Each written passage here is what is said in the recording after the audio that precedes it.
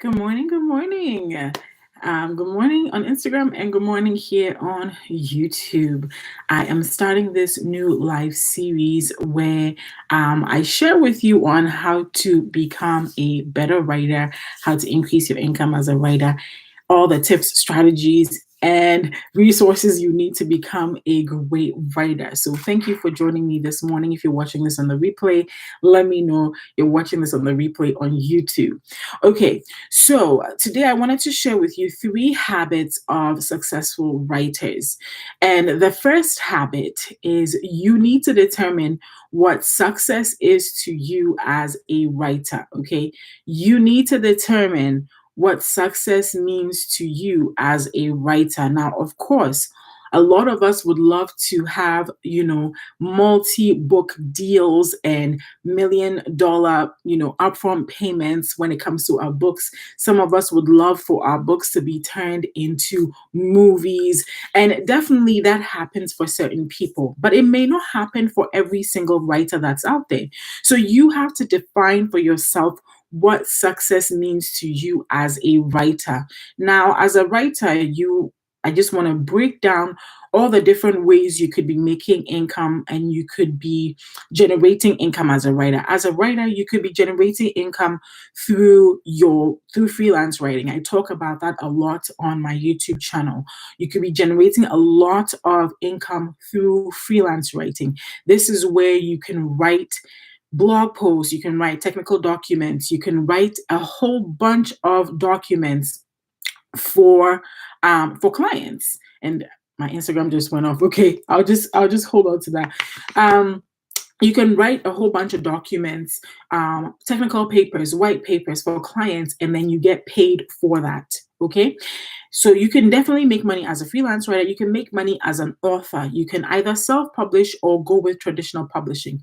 Personally, in where I am right now, I find that self-publishing is just a much easier path to travel versus trying to get a traditional publisher to publish your book. You could make money as a writer by blogging. And so you would start your own blog, and through various means and ways, including affiliate marketing, including selling courses, selling digital products, you could make money as a writer that way. You could also make money as a writer if you have books and pieces that you've written. You could turn that into speaking opportunities, into a chance to actually speak on that specific topic. So there's so many ways for you to make money as a writer.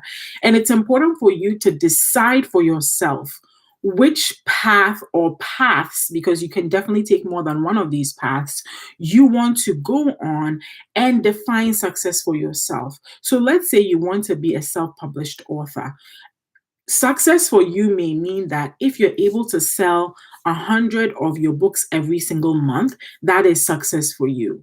Okay, success for you may mean that you want your books to sell to the point where the Hallmark channel, if you have, if you, let's say you have inspirational romance, the Hallmark channel will reach out to you and say, we want to turn one of your books into a movie. Or Netflix has even reached out to authors to turn their books into movies. So you have to define what success means to you. You can't just, go into writing and just like see what sticks on the wall, right?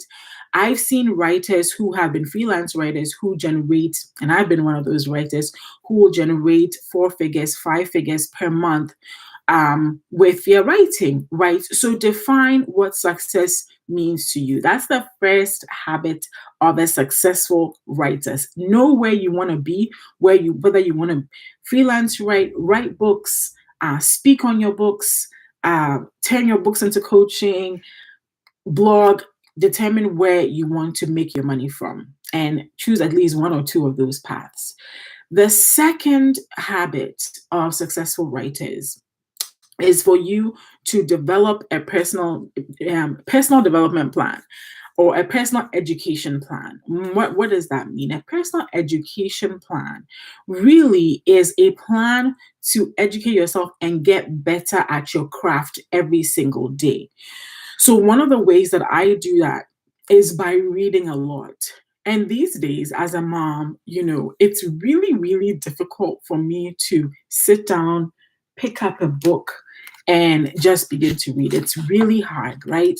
So, one of the things I've resorted to doing is really tuning into audiobooks. Audiobooks have been an amazing saving grace for me recently. So, I'll take an audiobook. On my phone here, I have an app called Scribed. If you would like to try Scribed for free for a month, you will find a link in the description of this video for Scribed. You can try it for free. Um, and I love it because it's once you try for free and then it becomes a paid product or something that you have to pay for, it's just $8.99 a month. But for $8.99 a month, you get access to thousands of audiobooks, and not just audiobooks, ebooks as well. But I get it mostly for the audiobooks. And then as I'm exercising, I'll take a 30-minute walk. I could be listening to an audiobook. As I am cooking, I could be listening to an audiobook. As I am working around my house doing cleaning, and taking care of the house, I could be listening to an audiobook. So really, though I find these pockets of time in my life where I could be actively listening to an audiobook and really learning a whole lot from that book. So so that's really part of my personal education plan, is really to listen to audiobooks. I also tend to watch a lot of YouTube videos. And I don't really watch YouTube videos on writing, right? I make videos around writing and tools for writing and tips and resources for you to make money as a writer. So I don't necessarily sit down to watch other people's videos on writing. And trust me, there are YouTube channels that are built around writing, right? So I don't really sit down. I think I will watch one in a whole year. But I do sit down to watch other people in other industries and other niches and how they create content, because it gives me ideas on how I could be creative in my own writing journey, right? It gives me stories, it gives me anecdotes, it gives me material. And as a writer, you always want to have material to feed from. There are people that will sometimes say, oh my goodness, I have writer's block. And my argument against writer's block is that if you're consistently filling the well, you will not need to run out of ideas, and you will really not have writer's block. If you're experiencing writer's block, it's because you haven't been filling the well up, right? It's because you haven't been filling the well with ideas. A well that is continually filled up with ideas is hardly going to be empty. So, one of the habits of really good writers is that they have a personal education plan, and not necessarily on writing, but you can gain creative inspiration from various sources. Again, I was talking to you about audiobooks. I'll gain a lot of education from there. I'll also gain a lot of insight from watching other people's videos. I'll gain a lot of insight also from reading people's interviews and biographies. Those are also really interesting as well and helpful to educating me on what I need to be educated on. Another place where I tend to get educated a lot is a place like LinkedIn. So LinkedIn is a social media platform, and it's well known for being that platform that's like the professional platform where you can go and post your resume and find a job. But there's so much you can learn on there, and I've connected with some amazing individuals on LinkedIn. And every time I log into LinkedIn and they have written something, I pay a lot of attention to it. And then, of course, that gives me, again, some inspiration to go and do some deeper research. So, all of these sources are ways in which I educate myself. And there's not a single writer that I know that doesn't have some way of consistently educating themselves, consistently filling their creative well, consistently getting inspired, all right, so that they can have that, they can file that in, the sections of their brain and use that when the time comes to use that. Now, here's the other thing is you don't have to just keep everything in your brain. You can also create a second brain. And this is something that I've recently started practicing. So you can use software like Google Docs. I use a tool called Notion. You can use Evernote. You can even use a plain notebook. And what happens is when let's say I read a book, I listen to an audiobook, I learn something on the internet somewhere, like I learned something, and I really want to make sure that I remember that. I'll create a folder. I just recently started doing this and I find it super helpful to create a second brain because sometimes you can't remember everything. Okay. So I'll create a folder inside of Notion, and inside of that folder, I will file those ideas that I picked up from the book or from the video or from the article that I just consumed. And then this gives me a handy way to go back. I used to do this a lot within my notebooks. And so I have multiple notebooks in my house where I just write down ideas that I learn. Now I'm doing it digitally. So I have Notion on my phone, I have it on my computer. And when I get these ideas, I can go into the second brain and type up what I learned. And then this way, if I ever need those ideas, I'd be like, you know what? I read this really, really good statistic over here. Let me go check inside of Notion and see what I wrote down about that. So that's another way. So having a personal education plan or a personal development plan is crucial. Personal development plan is crucial. Okay, then habit number 3. Habit number 3 is actually practicing every day. So there's a book called Outliers by Malcolm Gladwell. I read this book almost a decade ago, and that book was so impactful because the lessons in that book were amazing. But one of the things that I particularly remember about that book called Outliers is the fact that Malcolm Gladwell talks about the 10,000 hour rule. And since he wrote that, a lot of people have written articles to say they dispute the 10,000 hour rule and it's not true and all that. But I think there is some credibility to it. I think there's a lot of credibility to it. And I'm going to share what the 10,000 hour rule is. The 10,000 hour rule essentially states that the people that become geniuses or who are at the genius level of any skill, right? Whether that skill is coding, whether that skill is music, whether that skill is being a mechanic, whatever skill it is, have practiced that skill for at least 10,000 hours of their life. Now, if you take 10,000 hours and you break it down, let's say you divide it by 3, or let's take I'm trying to think of the best way to do it. Let's say you practice 3 hours a day. You practice anything in your life 3 hours a day. That means you need about 3,000 days, right? 3,000 days of practicing that one thing for 3 hours a day in order to be at the genius level or the highest level of that skill. And 3,000 days is around 10 years or so. Okay, so 3,300 or so days is about 10 years. So you need to have practiced something 3 hours a day for about 10 years to be at the genius level. And of course, the assumption is in there that each time you practice, you are improving. Each time you practice, you are getting better.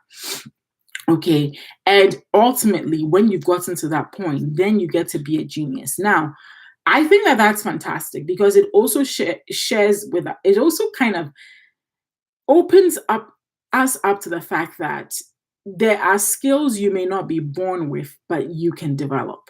That's one of the strengths of that hypothesis is that you can be somebody that, you may think you are the most unskilled person in the world, right? But if you will take the time to practice something, you could get better over time. Now, there are some things that I think no matter what, like there are certain things that you may not get good at because maybe it's not something that you enjoy, and it has to be something you enjoy. For instance, if you don't enjoy coding, I don't enjoy coding, and I've tried to learn how to code, and I know how to do a little bit of HTML coding, but that's not even considered coding by the hardcore coders, right?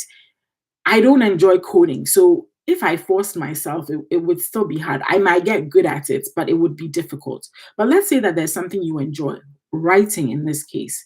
Writing is what you want to get better at. And you decide every day you're going to write for 1 hour. You're going to write a book. You're going to write some words towards a book. You're going to write a blog post. You're going to write a social media post. Social media post is writing too, by the way. All right. You're going to write something for 1 hour every day. Even if you do that for 1 year, in 1 year, if you write 1 hour every day, you would have written for 365 hours. You will be so much more farther along in your writing skill than somebody, okay, who does not write at all, who's at 0 hours when it comes to writing. So I really do believe that in order for you to become a better writer, one of the best habits that you can have is the habit of practicing your writing every single day.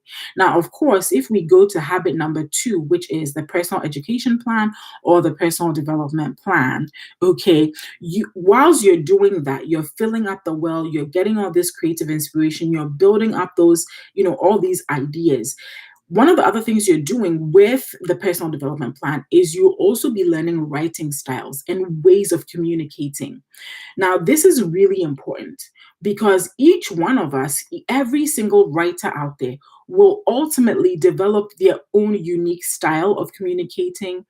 You may be the writer that's really witty, right? The writer that's funny, the writer that's to the point, the writer that has, some sarcasm in your writing. That doesn't come naturally to people. That's skill that people build over time.